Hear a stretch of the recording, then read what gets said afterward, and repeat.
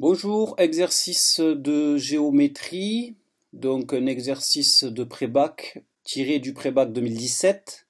Partie A, donc partie sans calculatrice. On va vous demander de déterminer ici l'angle aigu qu'il y a entre une droite et un plan.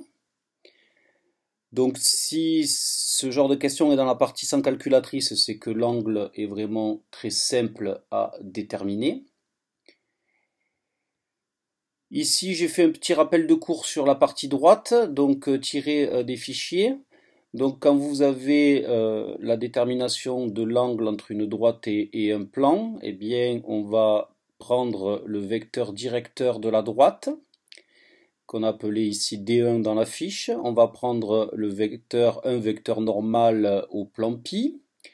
Et puis on va déterminer l'angle aigu entre la droite D1 et la verticale dirigée par NP.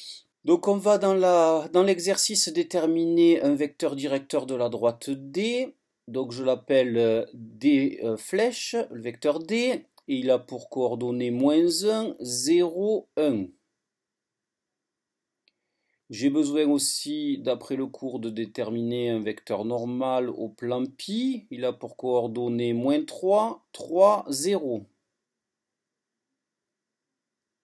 Voilà, je vais appliquer bêtement ma formule de manière à déterminer le cosinus de l'angle β1. β1, c'est l'angle aigu entre la verticale et la droite D qui est ici. Donc le produit scalaire ne pose pas de problème. Et je tombe sur 3. Valeur absolue de D fois NP, ça fait 3, pas de souci. La norme de D,